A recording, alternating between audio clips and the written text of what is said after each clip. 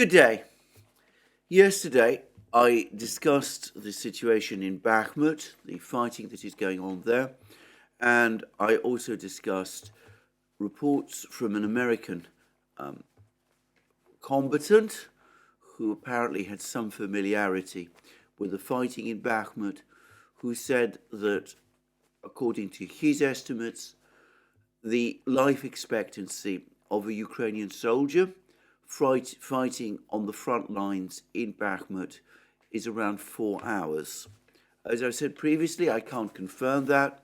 I'm not aware, I'm not familiar with how this particular soldier is able to come up with such a figure. Perhaps he's got information from the Ukrainian command or from the Ukrainian medical services, which obviously are not accessible to me. But anyway, that was his estimate. And subsequently, I saw on the thread to my previous video that somebody pointed out, and I've checked and it seems to be correct, that a Ukrainian journalist some weeks ago gave a similar estimate, 4 hours for the life expectancy of a Ukrainian soldier fighting in Bakhmut. Now, it must be said here that these two comments may corroborate each other, but not necessarily so. It did strike me that there was a possibility that this American soldier might have taken the 4-hour estimate from reading what was said by this Ukrainian journalist. Such things do happen, so we've got to be careful. But anyway, it does seem as if the situation in Bakhmut, in terms of Ukrainian losses, is simply beyond grim. And I say that because shortly after I did my program yesterday, I read an eyewitness account from a Russian journalist, Alexander Kharchenko, who claims that he has actually been to Bakhmut itself. Of course, he calls it Artyomovsk, and who describes the scene that he saw there. Now, it must be said straight away, of course, that this is a Russian journalist, and he has the inevitable political biases that go with that. He's obviously a strong supporter of the war, at least of the Russian side of the war, and he wouldn't be allowed anywhere close to Bakhmut if he were not. Having said that, I have read his reports in the past.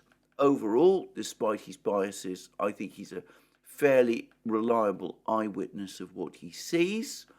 And on that basis, I'm going to pass on what he claims that he saw when he was in Bakhmut, which is that he said that the place is absolutely littered with dead bodies, the vast majority of which are Ukrainian. He said that the Wagner organization is trying to collect these bodies as fast as it can, because they're worried that when the weather starts to thaw, and it is in fact doing so, in other words, when the snow and the frost melts, the decomposition of these bodies will accelerate and will create an appalling smell, which will hover over the battlefields. He said that he counted Wagner operatives collecting around 100 bodies of Ukrainian soldiers, but he said that this hardly changed the overall picture. There were still hundreds and hundreds of bodies lying about which had still not been collected. And he also said, by the way, and I just pass this on, that collecting these bodies is not straightforward, because Ukraine continues to operate artillery in and around Bakhmut. It shells positions that the Russians have captured, and that obviously complicates the recovery of these bodies. Now, I will say that there is some corroboration for what Kharchenko is saying. It does seem to be the case that the Wagner organization is indeed collecting bodies, and there have been reports, I presume reliable reports, that these bodies are then put on trucks and then are provided then they are driven presumably to the Ukrainian lines, apparently to the Ukrainian lines, and are handed over to Ukraine. I don't know what becomes of them there, and I don't know to what a scale this is happening. But anyway, the overall picture that Kharchenko is describing is horrific. It's reminiscent of what one remembers from First World War battlefields, and perhaps from Napoleonic battlefields, when Napoleonic armies clashed and hundreds of bodies were left in the fields after the fighting stopped. And of course, it's also the kind of thing that one recalls from stories about the battles of the ancient world, Cannae, for example, and battles like that. But it does seem to be absolutely horrendous. The situation in Bakhmut appears to be absolutely horrendous. Anyway, Kharchenko also provided some information about the state of the battle. He said that Ukrainian artillery is still active, as I said. He said that Ukraine has now pulled out its best troops from the immediate battle area, but that some of the high-grade Ukrainian troops, the higher-grade Ukrainian troops, are still present in the vicinity, and they still occasionally try and launch counterattacks against the advancing Russians, and occasionally they also try to block the advancing Russians. But Kharchenko said that the Ukrainian attempts to do this are weakening, that Ukrainian combat power in and around Bakhmut is getting less, and that there is a general gradual ebbing of Ukrainian resistance. Now, on the question of whether or not Ukraine has pulled out all of its best troops from Bakhmut, I think it's probably true from the town itself. I think most of the soldiers who fight there are indeed reservists, but who've been called up perhaps in the last few weeks or months. But it is indeed the case that Ukraine does seem to be still deploying some of its best and most highly motivated units in the Bakhmut area. And I read recently that the Aidar Brigade being one of these other brigades that started out as volunteer units created during the 2014 fighting, and which practice a very far-right ideology, I'm not going to say more, that unit has been redeployed to the Bakhmut area by Ukraine in recent weeks. So it does seem as if the Ukrainians are still sending some of their high-quality troops to Bakhmut, though maybe they're trying to keep them in reserve along the Bakhmut front. Maybe they're not throwing them directly into the battle in Bakhmut itself. And meanwhile, a military officer of the Wagner organization has said that the distance between his forces and the dead center of Bakhmut is now 1.7 kilometers. And he also said that the vast majority of soldiers, Ukrainian soldiers, that are fighting in Bakhmut and whose bodies are being collected, they can be identified presumably from their name tags, and they come from Western Ukraine. So increasingly now, Western Ukraine, the smallest region of Ukraine, is bearing the burden, at least according to this officer, of the war. Well, I pass all this on. Again, let me emphasize, these are reports from people who are close to the fighting. There was that American soldier I discussed yesterday. There was Mr. Kharchenko, whom I've talked about today. One has always to allow for biases. I'm not personally on the ground. I can't corroborate directly what is actually happening in Bakhmut. But the picture, the accumulating picture, is a horrendous one. And I don't think anybody is now in denial about the extent of the humanitarian, the human disaster that is taking place there. Having said which, the fighting goes on, and it seems that Ukraine is still unwilling to pull its troops back, though events now are making it increasingly difficult for it to pull its troops back from Bakhmut and the surrounding vicinity, even if that is the plan.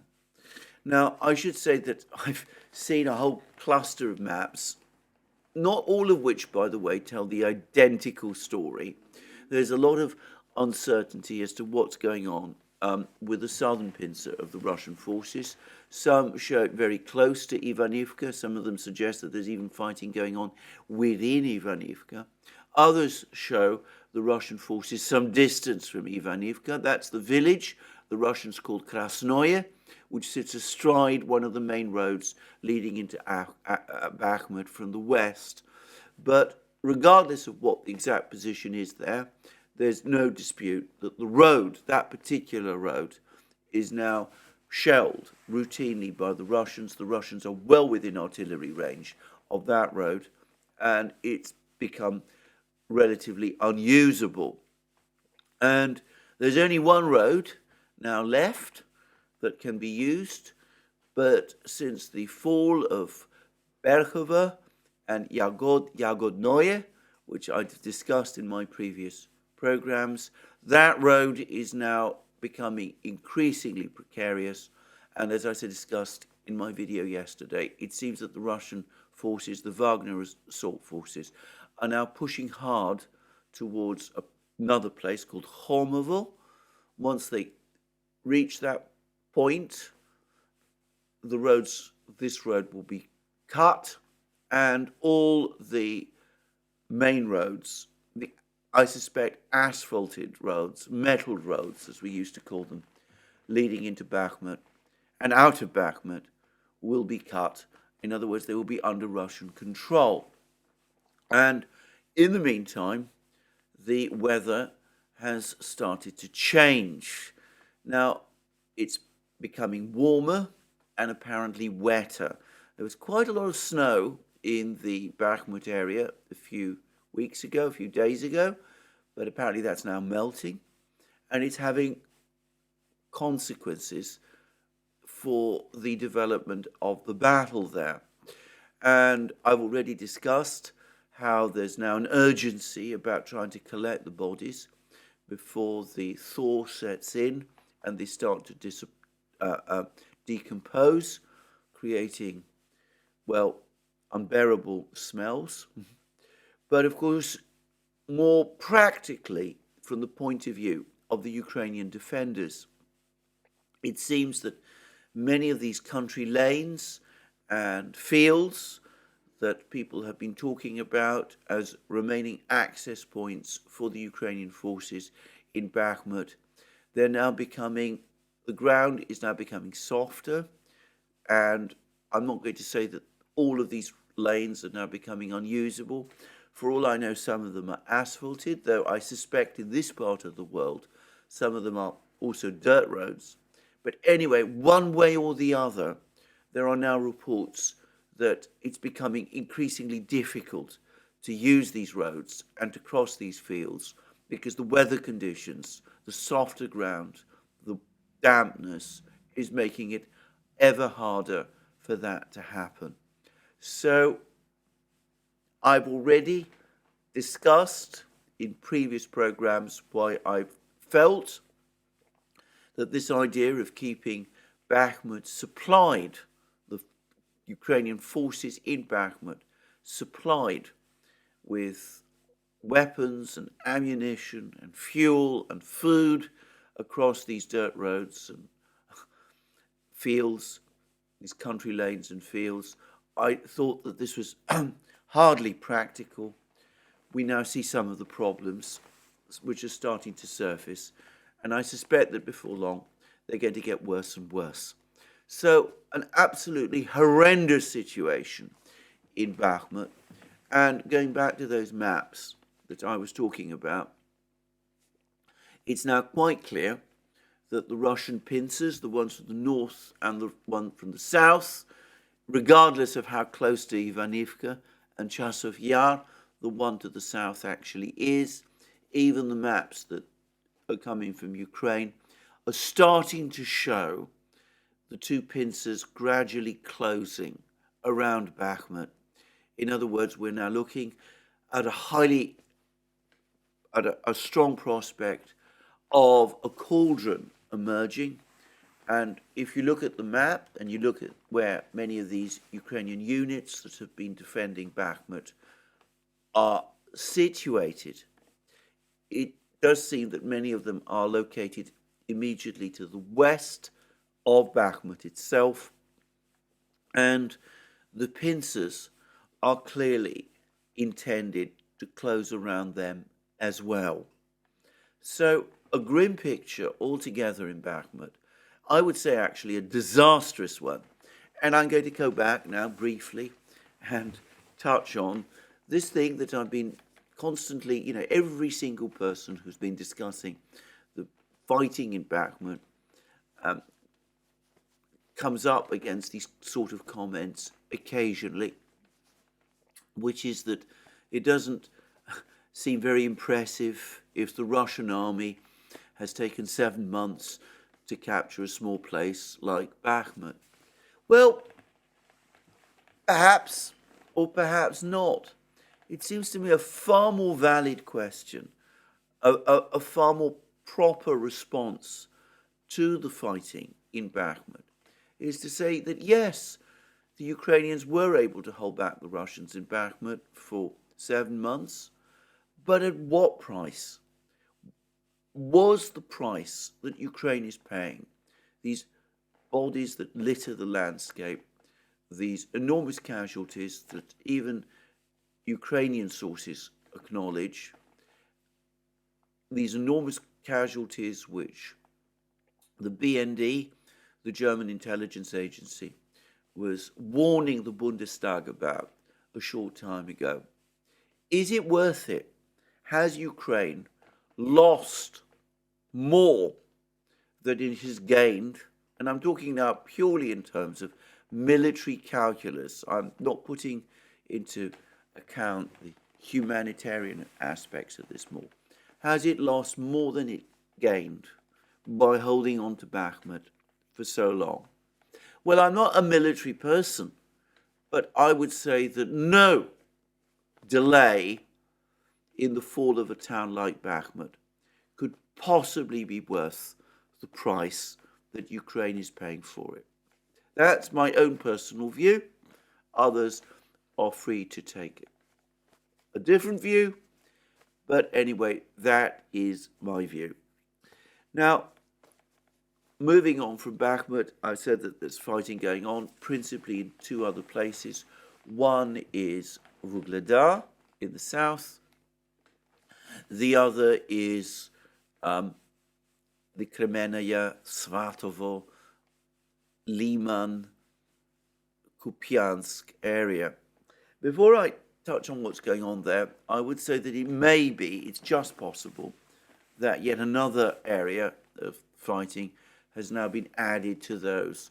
And that's that there's been some reports over the last few hours of a significant Russian advance towards Avdiivka and another place called Krasnogorovka, which are 2 of these heavily fortified towns and villages where the Ukrainian army is based, close to Donetsk city, on the immediate outskirts of Donetsk city.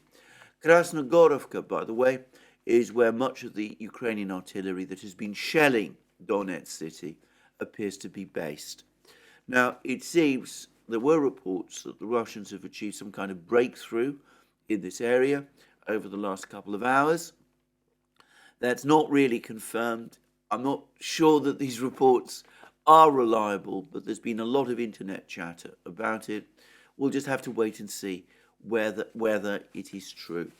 But anyway, further south, in Marinka and Vuhledar, and as I said, the fighting in these two places does seem to be connected. It seems that there was a Russian advance beyond Marinka a few days ago, but that the Ukrainians were able to push it back, and that the fighting in Marinka and Vuhledar continues to be incredibly bitter. And of course, and predictably, this has been talked up by people in the Western media. I've just been looking at a report in the Daily Telegraph which claims that shelling by Ukrainian forces seems to have knocked out perhaps a company of Russian Marines, and it shows what appear to be, or what are claimed to be, 10 infantry fighting vehicles, Russian infantry fighting vehicles, which were hit as a result of this fire. Now, I have to say, I haven't heard anything like that from the Russian side, and there have been lots of such claims from Ukraine about the fighting in Vuhledar over the last few days, as things in Bakhmut have started to go catastrophically wrong. And let me stress again, Bakhmut remains by far the biggest battle being fought in this war up to now. Anyway, as things have gone catastrophically wrong for Ukraine in Bakhmut, Ukrainian officials and Western journalists, and some Western officials as well, have started to talk up Ukrainian successes in Vuhledar. Except I'm not sure that the situation in Vuhledar is as good for Ukraine as some of these reports say, because it seems that the Russians have managed to hold on to pretty much all of the gains that they made in the initial fighting there. And it seems again that Russian artillery fire in and around Vuhledar is becoming overwhelmingly heavy. Something which, by the way, tends to corroborate my own personal view that the fighting in Vuhledar is not some sort of diversion pinning down Ukrainian forces, but rather that the Russians do actually intend to capture Vuhledar. And again, let me say once more, I think they will do so. And I think the danger is that Ukraine could find itself in the same kind of trap in Vuhledar that it has made for itself in Bakhmut. Its determination to defend every millimeter of ground, to defend places like Vuhledar and Bakhmut, means that it suffers disproportionately heavy losses beyond the point when those losses, even on the most brutal military calculus, become either logical or sustainable. Anyway, I'm going to just return to what Kharchenko, the journalist who's been to Bakhmut, was saying about the fact that he noticed that Ukrainian resistance, the strength of Ukrainian resistance around Bakhmut seems to be ebbing, that Ukrainian counterattacks are becoming weaker, that Ukrainian defenses are not being held as toughly as they were a few weeks ago. And by the way, that is entirely consistent with what we've been seeing on the ground in Bakhmut over the last few weeks. Since the new year, there's been a marked acceleration in Russian advances, as I've discussed previously.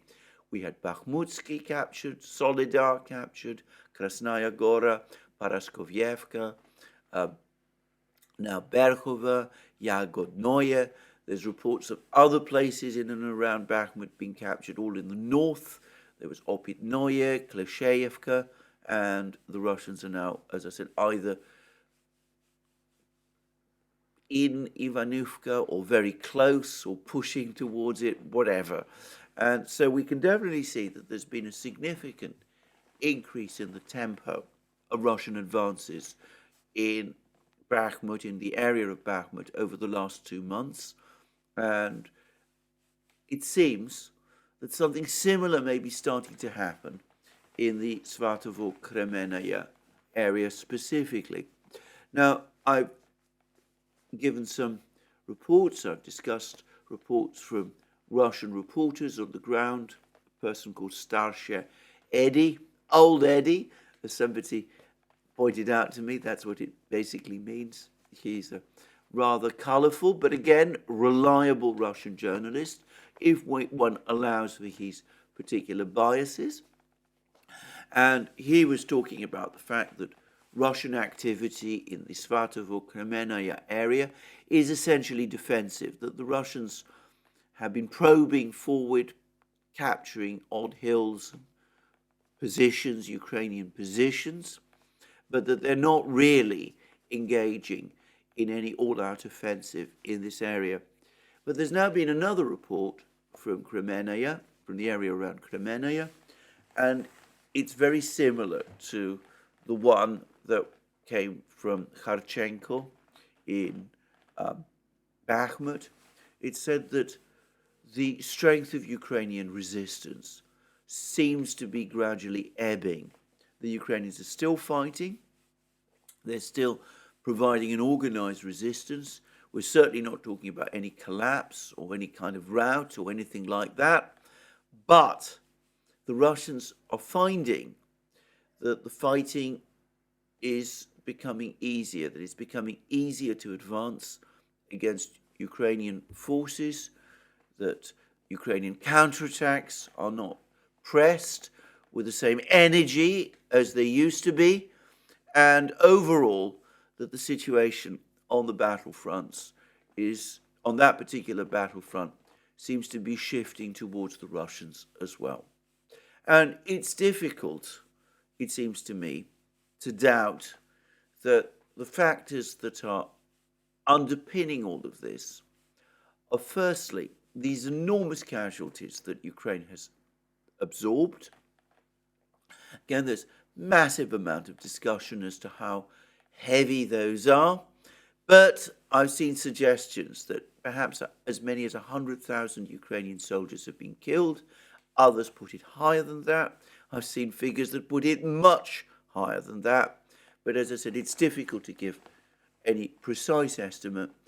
Others, on top of those 100,000, if it is 100,000, one must assume hundreds of thousands more who have been wounded, some of them gravely wounded. And I think I said in my program yesterday that increasing numbers of Ukrainians are now saying that they know someone who has been killed in the fighting. And there's been more and more reports now, including one in the London Times, by the way, today, which discuss the mystery of the missing Ukrainian soldiers. This has been talked about in newspaper articles now, in many newspaper articles. It's been touched on by the Washington Post, the New York Times, the Wall Street Journal, now the London Times, that Ukraine's losses are becoming so great that they are becoming impossible to hide. And let me reiterate again, one doesn't get anything like the same impression on the other side. One doesn't get the impression that Russian losses have reached anything like that level, whatever view you have of the numbers of losses that the Russians have experienced in this war. So that's one factor. Another factor, undoubtedly, is that Ukraine is becoming increasingly short of certain types of weapon systems. And of course, going back to what Josep Borrell and others have been saying, one does get the sense that ammunition, artillery rounds for 152mm Soviet artillery still used by Ukraine and 155mm NATO artillery also now used by Ukraine, that artillery rounds, ammunition is starting to run short, and that Ukraine is increasingly lacking in artillery, moreover, that the Russian counter-battery operation has been increasingly effective, that more and more Ukrainian guns have been successfully knocked out by the Russians. But anyway, that there is a shortage of ammunition, perhaps a shortage of guns, apparently even a shortage of light weapons. I was seeing a report recently that one Ukrainian unit has now converted to Western rifles, that they've traded in their, or rather they've given up on their Kalashnikovs, and that they're now using Western rifles. I find that a bit surprising, by the way. I wonder whether that is because of ammunition and rifle shortages, because, to be frank, there are tens upon tens of millions of Kalashnikov rifles floating around the world, or at least millions of them. And I would have thought that there's no global shortage of Kalashnikov ammunition. But, what do I know? Maybe the Ukrainians really are running into problems even with their light weapons. But anyway, overall, it is an increasingly grim picture on the battlefronts. And that brings me now to the various pieces of further news that we've been seeing. And we've had a number of very, very interesting reports. Firstly, there's been a very interesting report in Bloomberg about the real price, the actual price for which Russia has been selling oil. And here perhaps I should make a somewhat surprising point, which is that the Russians are now saying that natural gas output in Russia was higher in January 2023, than it was in January 2022. This despite the fact that supplies of natural gas to the West have essentially stopped. Now, I don't completely understand that. I would have thought that certainly Russia is able to supply natural gas to China. That's an increasing trade. And Russia is, of course, already supplying natural gas to Japan. This is liquefied natural gas, by the way. And the Russians do supply some liquefied natural gas to Europe, and there's still some pipeline gas flowing to Europe along the Druzhba pipelines. But I would have expected by now Russian natural gas production to be falling because of lack of demand. But that doesn't seem to be the case. And I'm wondering whether a possible explanation is that the Russians are rediverting some of their natural gas inward. There's been a long-standing plan to connect more and more Russian towns and villages to natural gas supplies, and maybe that's partly the explanation. But anyway, coming to Bloomberg, Bloomberg is saying that the average price that Russian oil fetched over the last couple of weeks was around $74 a barrel. Now, that's not very much lower than the sort of $81 a barrel that we see, I believe, is the Brent crude price at the moment. And it's certainly well above the $60 a barrel cap that the G7 states have tried to impose on Russian oil. Now, this is presumably oil. This is presumably the price for oil, Russian oil, that's been paid by China and India. And it is indeed the case that China and India are importing much more of this oil than they were. But I also suspect that quite a lot of Russian oil is still flowing to the West, to Europe, and to the United States. I've discussed how the Western powers have, in effect, undermined the effectiveness of their own attempts to block up Russian oil exports by agreeing to accept oil, Russian oil, provided it's mixed in third-party countries with oil from other places. So as I've discussed in the past, you could perhaps find a supertanker filled up with Russian oil. There's a few barrels of Saudi oil thrown into the mix. Maybe these oils don't mix, but I'm just making a general point. I'm not an expert on oil grades. But anyway, you can see how that could happen and how this tanker full of Russian oil could then ship perfectly legally to the European Union, causing the Russians obviously to receive money for their oil, obviously via middlemen, so it'd be less than it would have been. And of course, the Europeans are paying a higher price for this oil than they would otherwise have done. And of course, the Europeans have added to their problems by cutting themselves off from Russian diesel. The Russians were major suppliers of refined diesel to the European Union. And apparently, the cost of diesel is now unusually high and remaining so. So anyway, we're getting reports. The key point to understand is we're getting reports that the Russian oil and gas trade, especially the Russian oil trade, is like everything else in Russia, turning out to be a lot more resilient than Westerners expected. And I suspect that we're probably going to see that coming through in the Russian budget figures in a few weeks' time, a few months' time perhaps. We're probably going to see that the Russian budget is going to move from its big deficit in January perhaps towards some sort of overall, some sort of momentary surplus.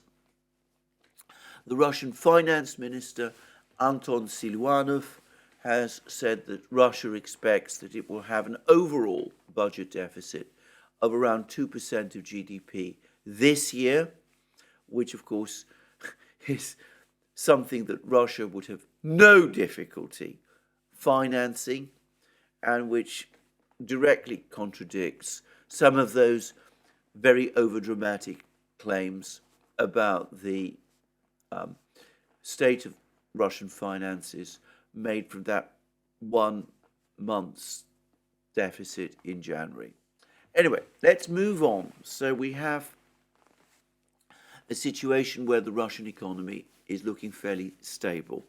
But we've also now had a very interesting interview with the director of the CIA, William Burns. And he's told us two things. Firstly, he's flatly contradicted his boss. President Biden, as I reported yesterday, was saying that he didn't think that China was going to supply weapons to Russia. Burns apparently thinks that there's a high probability that they will. He says that the United States, its intelligence community, is now getting information that China is indeed thinking about and preparing to supply ammunition and drones specifically to the Russians. And there's reports that a major Chinese artillery park in Xinjiang province in western China has been showing signs of activity, and some people are linking that to the supply of ammunition from that park to Russia. And I understand that the Chinese also, by the way, used 152mm calibers for their guns. In other words, Soviet calibers for their guns, which is unsurprising, given that China and the Soviet Union back in the 40s and 50s were close allies, and the Chinese military built up its original military structures on Soviet lines with Soviet weapons. But anyway, I'm not going to go into the details of that, about which I'm not expert. But anyway, there's some reports that this big ammunition store in Xinjiang is being reopened, and some are speculating that soon artillery shells will be moving north to Russia from there. Well, we will see. I repeat my own personal view. I think the Russians are fully capable of meeting their own needs for ammunition, for artillery shells and such things.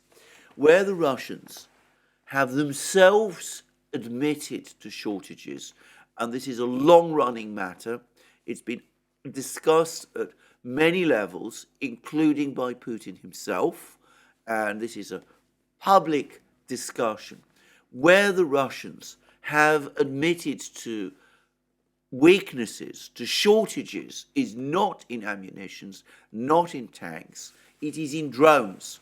And here we need to be very clear, the Russians are not short of suicide drones. They seem to be operating these kamikaze drones, the Lancet drones, very effectively. They're being used all across the battlefronts. They're sometimes, in Western media accounts and perhaps in Ukrainian accounts, confused with the uranium-2 drones that Russia has been importing from Iran. So the Russians have no shortage of those sort of drones. They have no shortage either of battlefield surveillance drones like the Orlan, which is very actively used by the Russians to monitor battlefields and which appears to be operating in very, very large quantities across the Ukrainian battlefields. And of course, they've been able to import certain numbers of uranium-2 strike drones. These are also kamikaze drones from Iran. But where the Russians have been particularly short is in sort of the larger drones, the drones that are used to carry out attacks with bombs and missiles behind enemy lines, that can be sent behind enemy lines to carry out those kind of strikes. The Russians do have some drones like that, and they have been working very hard, but rather, shall we say, confusingly over the last couple of years to try to build up quantities of these drones. The main drone that they have of this type is a drone called Orion, which is designed and built by the Kronstadt Corporation, and it is very similar to American and Chinese drones of this type. But the Russians took a very long time developing these drones, partly because they lacked the kind of light turboprop engine that these sort of drones use, but also, I suspect, because some people in the military-industrial complex in Russia were skeptical about the utility of drones like this. They wanted Russia to focus instead on things like tanks and aircraft, and drone development was neglected. Now, by contrast, China has very highly developed drone industries. They've deployed huge fleets of these kind of drones, probably on a scale that at least matches that of the United States itself. And they do have drones of this kind, and they can make drones of this kind. And I can very easily imagine that the Russians have turned to both China and perhaps Iran and asked them to fill this gap in the Russian armory by supplying drones like this. And I'm going to guess that the Chinese drones are probably more sophisticated than the Iranian ones. That's purely a guess. And probably they're available in much bigger quantities. And probably they are more resilient to electronic warfare and all that kind of thing. And it's conceivable, to my mind, that the Russians might be looking to the Chinese to supply them with some of these drones. But there is another reason why Russia might want weapons supplies from China, which is completely independent of the question of need. The Russians might have all the ammunition that they need. They might be, for all I know, busy mass-producing Orion drones, and we might be seeing them over Ukrainian battlefields in a few weeks' time. I would not be surprised at all if that was the case. But they might still want China to supply them with some quantities of shells and some numbers of drones for a purely political reason. Because were that to happen, it would be a public demonstration of the strength of China's commitment to its partnership with Russia. It would be, in political terms, as momentous an event as the decision by the United States in 1940 to start supplying equipment to Britain through its Lend-Lease programs at a time when, of course, the British were fighting the Germans in the Second World War. It was as much a political statement from the United States when they supplied the British with weapons as a military statement.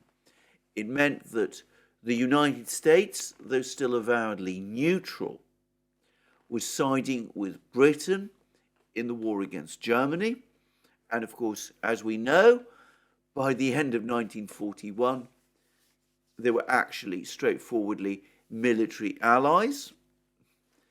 And it would be the same if China started to supply shells and drones to Russia. It will be a public statement to the world that China backs Russia, that Russia is not alone in this conflict, and that, of course, if the United States and the West wants to undertake a process of unlimited escalation in the war in Ukraine, supplying every conceivable kind of weapon that you can think of, well, then they have the might of the gigantic Chinese manufacturing complex, comparable in scale, in world terms, to that of the United States in 1940. Just as the United States at that time outproduced all of the European powers in terms of industrial power, so China today outproduces in terms of industrial power the United States and Europe. Well, that would be a demonstration to the Americans, to the Europeans, that in any such race to send equipment to the warring parties in Ukraine, they would inevitably and unavoidably lose. They're struggling to match Russian levels of output. There is no conceivable way that they could even consider matching Chinese levels. The Chinese could supply quantities of shells to the Russians. They could quickly convert factories to provide quantities of shells. They have the factory space to do it. They have the trained manpower to do it in the tens, hundreds of thousands.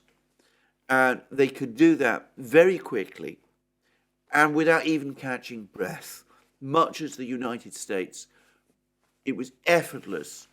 The US program to supply weapons to Britain in the 1940s, it was effortless. It was hardly any kind of challenge for the US at all. So that's one reason why the Russians might want it and might actually solicit weapons from the Chinese, why the Chinese and the Russians might be edging in that way. Because, of course, if the Chinese are indeed going to supply weapons to the Russians, they will also be making a political statement, and they will be making a political statement to the United States and to the European powers as well. They will be saying to these countries, well, China is now asserting itself on the global stage. We can match, indeed we can outmatch anything that you do. And in light of this, the time has come for you to re-examine your actions, to ask yourself whether what you're doing makes any kind of sense, because if you start conflicts of this kind, be it in Ukraine, in Taiwan, wherever, we can always take measures to surpass you. And it may be, and increasing numbers of people are thinking, that this flurry of documents that we've seen coming out of China over the last few days, the position paper on US hegemony, the position paper on the general way in which foreign policy ought to be conducted, the position paper about how a settlement of the Ukraine conflict could be pursued, that all of this is intended to lead up to the position where the Chinese do start to make these big moves, do start to supply Russia with arms, not because, again, the Russians necessarily need those arms now, but in order to make a general statement that China will not tolerate this kind of behavior from the West any longer. Now, I make all of these points because I've been studying the various Chinese readouts of Wang Yi's various meetings over the last couple of days. The ones that he undertook when he was in Munich and attending the Munich Security Conference, the ones I've discussed already, the one of his meeting with Lavrov. There's also now a readout of his meeting with Putin. The one with Putin, to my mind, mirrors very closely what Wang Yi said to Lavrov, and I'm not going to devote more time to it. But the readouts of Wang Yi's meetings in Munich, I find them very interesting indeed, because it seems to me that in that extraordinarily polite and subtle and very careful way with which the Chinese conduct diplomacy, very different from the Russians, by the way. The Russians are often very straightforward and very direct. The Chinese are more, they do it differently. They approach things in a more, if you like, philosophical way, but they let the other side know what they're thinking, and they basically let the other side join up the dots for itself. They approach things in a more subtle way. It's a different style, but in an interesting one. Anyway, my overall sense is that what the Chinese were doing, what Wang Yi was doing in Munich, was that he was meeting all these Western leaders, these European leaders, and saying to them, look, what you've done in Ukraine is completely contrary to your own interests, to Europe's interests. Why have you hitched yourselves to this American neocon chariot, which only serves American interests, or at least, perhaps more accurately, neocon strategies? You have no conceivable benefit from this, and as you must have realized by now, this strategy that the Americans have foisted on you, the neocons have foisted on you, it simply isn't working. Why are you behaving like vassals of the Americans?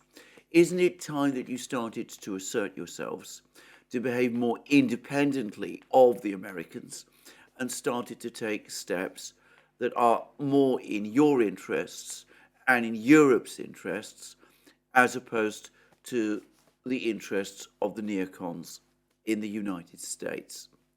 Now, it's not difficult to understand why that kind of talk might have spooked a lot of people in Europe, because I suspect that deep down, most of them know that what Wang Yi is saying is absolutely true. At the same time, they cannot bring themselves to do that which Wang Yi is advising them to do, which is to detach themselves from the neocon chariot, because firstly, they're afraid of the United States and of the consequences politically for themselves if they did that, all of them have Atlanticist constituencies, powerful Atlanticist constituencies within their own countries. And many of them, of course, are ideologically committed to this neocon project anyway. So the fact that Wang Yi, however, was wandering around the corridors of Munich, telling people these things, not whispering, straightforwardly telling people these things in his extremely charming, very polite, very subtle, very careful way, will have made both the Americans very nervous, worrying that the Chinese are seeking to create divisions between the United States and the US's European allies. And it will have provoked some European leaders, like Annalena Baerbock, for example, to take even more extreme positions in order to demonstrate their continued fealty to the United States, to make it clear to the United States, or to be more precise, to the neocons there, that in fact they remain fully committed to this project, despite all the warnings, all those not so subtle but careful warnings that Wang Yi is communicating to them. So it didn't result in a split between the Europeans and the Americans, but it did leave both sides, both the Americans and the Europeans, extremely unnerved.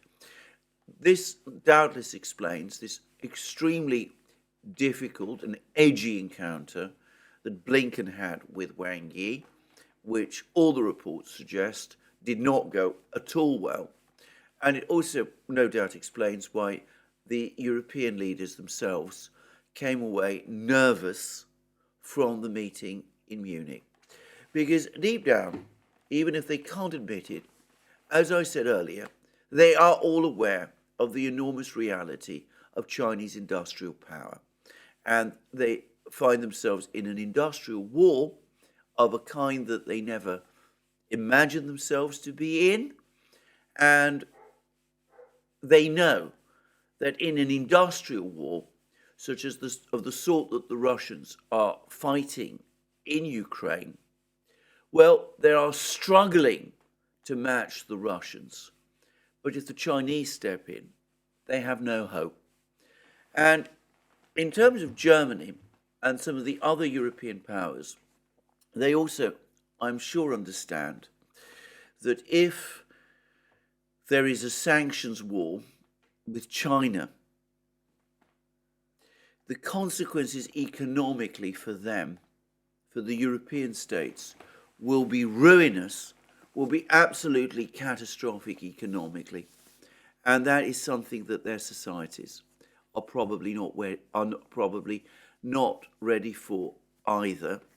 And of course, they know that if China does start supplying weapons to Russia, they might be under political pressure, including from the neocons, to embark on that sanctions war, which the Europeans very much don't want to do.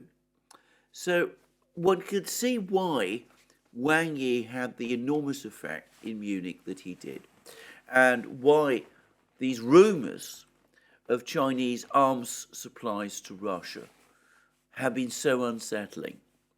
Now, I'm going to actually say something further here. If rumors of arms supplies from China to Russia are unsettling, then just imagine what the effect of actual arms supplies from China to Russia, what the effect of that would be on Western leaders. But perhaps it's not even needed, because the Chinese just, as I said, walking around the corridors of Munich, making these points to the Europeans, saying to them, look, you've on a hiding to nothing. This war in Ukraine has gone wrong from your point of view. It's only going to get worse. And holding back in reserve the possible threat that, one day China might actively become involved, might start supplying artillery shells and drones to the Russians. Well, perhaps that's enough in itself, that the mere threat in the background that this could happen is enough in itself to concentrate minds in Europe. And perhaps that's why we're seeing suddenly all this talk, renewed talk now, about trying to find diplomatic solutions. Though I have to say, for the moment, I don't really see any genuine sign that any real breakthrough on that front is on the horizon. Anyway, let's move from the Chinese and go back to the Russians. And in fact, let's go back to William Burns himself, because William Burns has now given us an account of his meeting with Sergei Naryshkin, the head of the SVR, Russia's Foreign Intelligence Service, which took place in November in Ankara. Now, it's important to say that this is the only top-level meeting that there has been between senior officials of the Chinese and of the Russian and American governments since the start of the conflict, that we are absolutely sure has taken place. There have been lots of rumors that Burns visited Moscow in January and supposedly conveyed to the Russians a US peace proposal whereby the Russians would basically hold on to all the territory in Ukraine that they currently control, and that there would be, however, some other peace deals done. I've discussed all this in previous programs. Both the Americans and the Russians have categorically denied that any such visit to Burns took place. And on balance, I'm inclined to agree. But anyway, this is what Burns says about the one meeting that we know did take place, was the meeting in November between himself and Naryshkin. And this is how Burns describes it. Pretty depressing encounter. There was a very defiant attitude on the part of Naryshkin, feelings of insolence and arrogance, a sentiment that I think reflects Russian President Vladimir Putin's own opinion, his own belief today that he can make time work for him, that he can grind Ukrainians down, that he can wear down our European allies, that in the end there will be political exhaustion. Now, that's how Burns has described his meeting with Naryshkin. And maybe he is describing Naryshkin's attitude correctly. But I would suggest that this points to something deeper. It tells us a little bit more about why this meeting happened.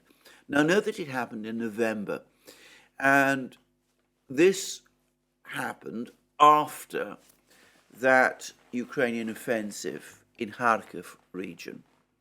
And it could be, perhaps it was the case, that the Americans, who apparently asked for this meeting, were expecting to find the Russians demoralized and willing to make concessions, because after the events in Kharkiv, the Ukrainian recapture of Balaklia, Izium, and Kupiansk, and also of Liman, the Americans were expecting that the Russians, sensing that they were on the back foot, feeling that the war wasn't going well, that the Russians might be looking for some way out.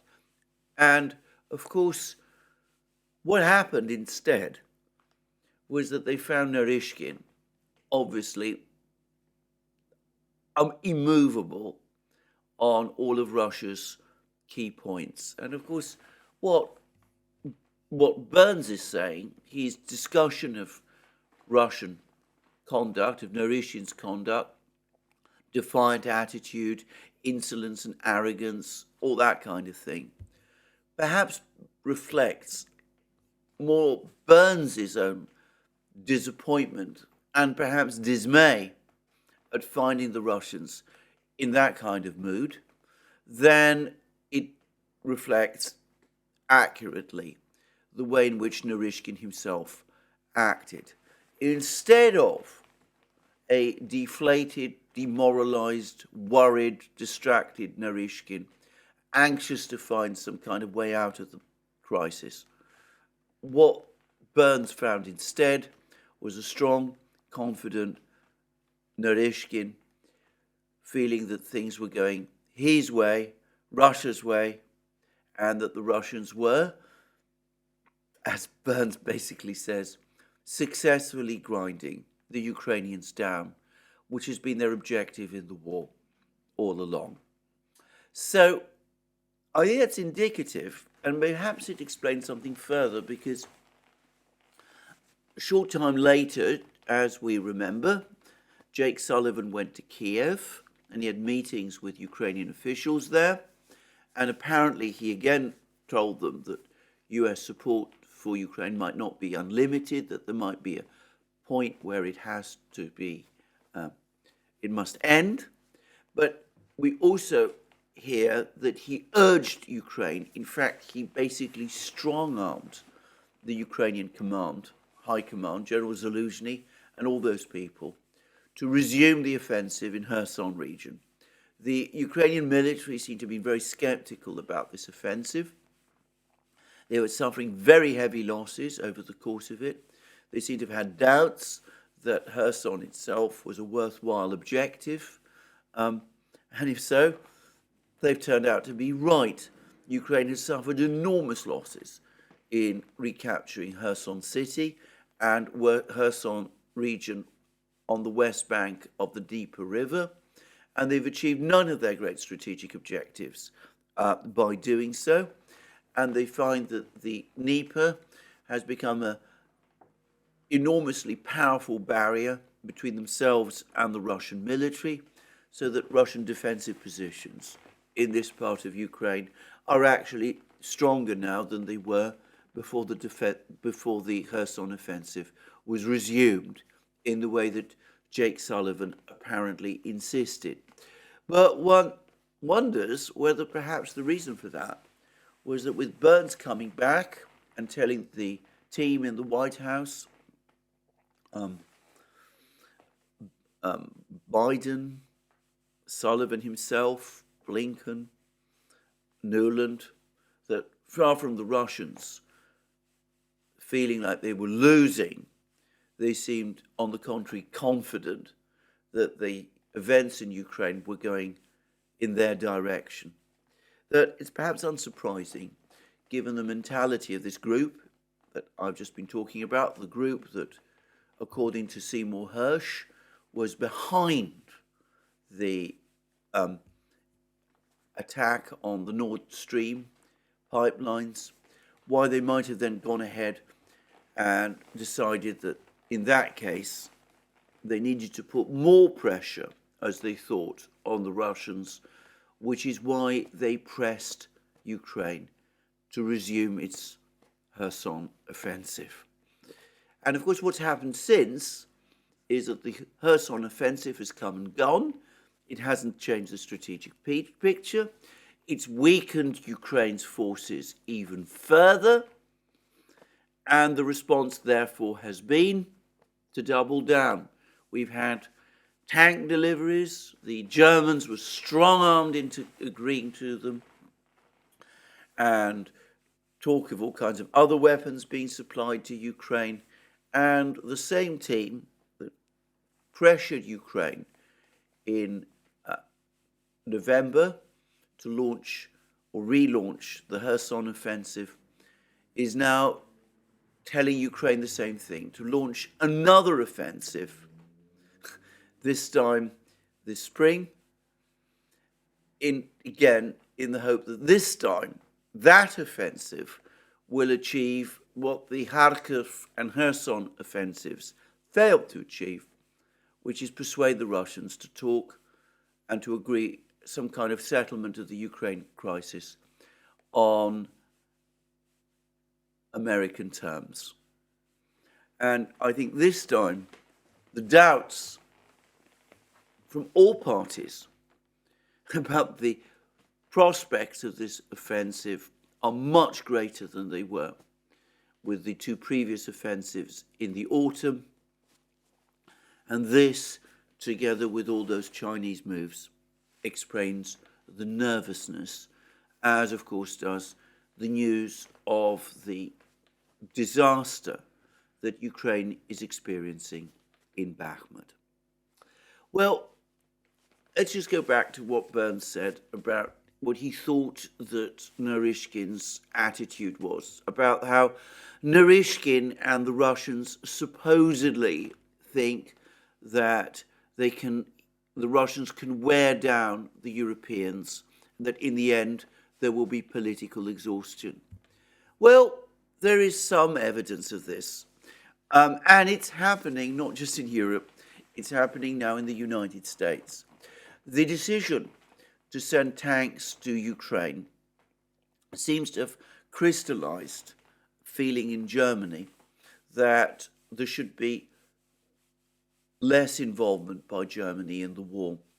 It's not yet found much political outlet, but opinion polls are now showing that German public opinion seems to be shifting towards a position of outright opposition to further military aid to Ukraine. These are tentative opinion poll findings. I'm not saying that for the moment they are conclusive, but they do suggest a swing away from support for the war in Germany.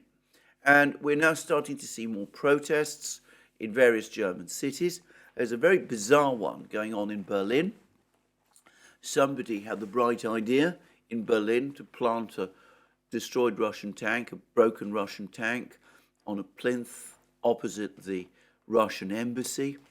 And that seems to have resulted in a crowd of people, pro-Russian people apparently, coming along and planting Russian flags and flowers and all that kind of thing on the tank as a sign of support for Russia. I don't think one should read too much into these sort of incidents. I think the tank incident, the idea of putting the tank there, was a gross act, a vulgar and silly act, and perhaps this counter-demonstration was organised by someone in response to it. But I think this is an unimportant thing in itself. It does seem to have irritated some people in the German establishment, however. But as I said, there have been protests, and perhaps the drift in the opinion polls is different. And I have to say, there's also been an equally strong drift in the opinion polls against the war in the United States. And my sense is that President Biden's visit to Kiev and to Poland might actually, instead of shoring up support for the policy of supporting Ukraine, might actually have intensified the opposition of many people to it. There was the first smallish protest at the Lincoln Memorial in Washington, Rage Against the War, but it did bring together an interesting coalition of different people protesting against the war. And one senses that more and more people within the establishment in the West, in the United States, are also starting to have doubts about the war. There's been more and more Congress people speaking out about it. Even one Democrat congressman criticized Ukraine's use of cluster munitions, for example, something which I haven't seen many people on the Democrat side do about other things that Ukraine is done or is alleged to have done over the course of the war.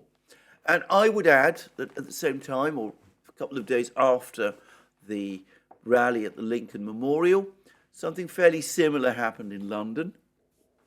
Despite many attempts to disrupt it, on the 25th of February, on Saturday, a protest did take place at the Bolivar Hall in London, property, by the way, of the Venezuelan government. And again, an interesting group of people there spoke to the people who attended, and including, incidentally, two people from the United States who had been involved in the protest at the Lincoln Memorial.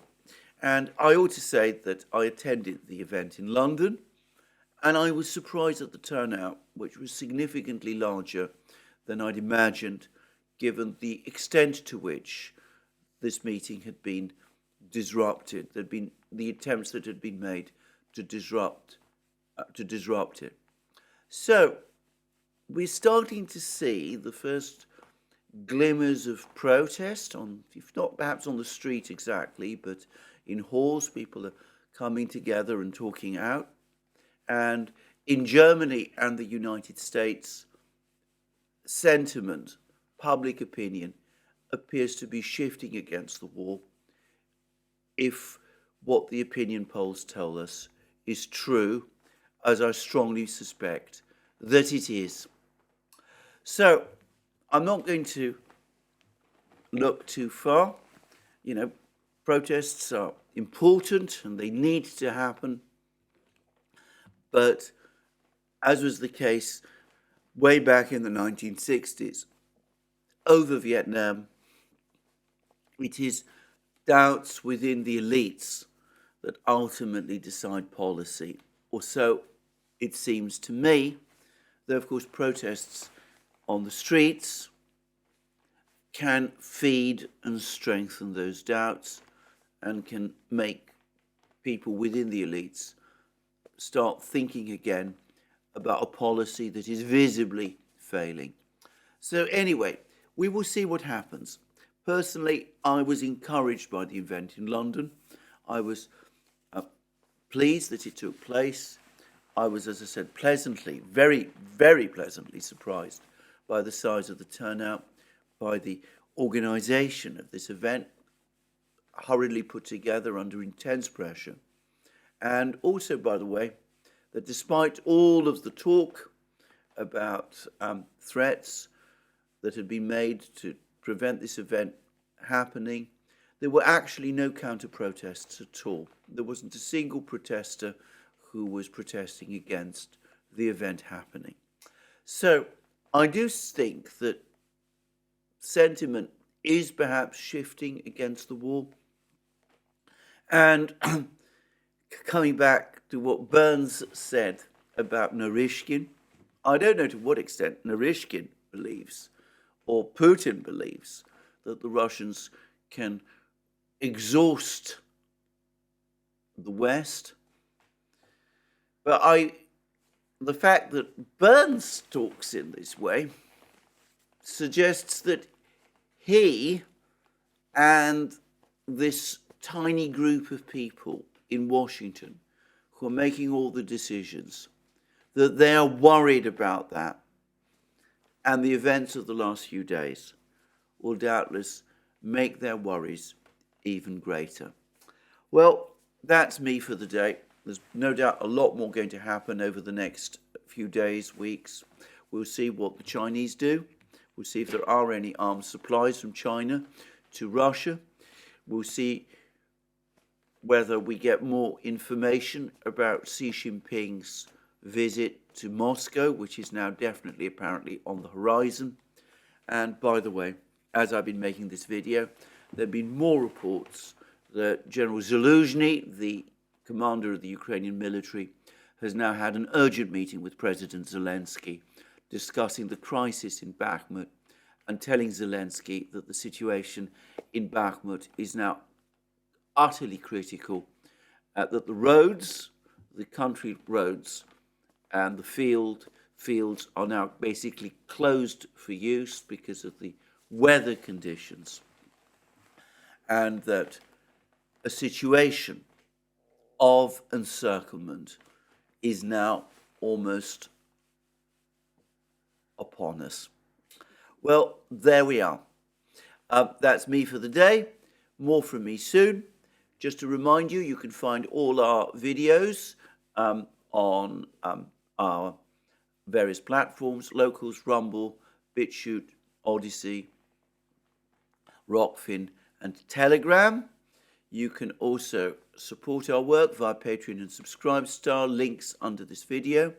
You can also support our work via by going to our shop, buying the great things that you will find there, our magic mugs, our hats, our hoodies, our t-shirts, our sweatshirts, all those great things. And last but not least, please remember, if you've liked this video, to press the like button and to check your subscription to this channel. That's me for the day. More from me soon, and have a very good day.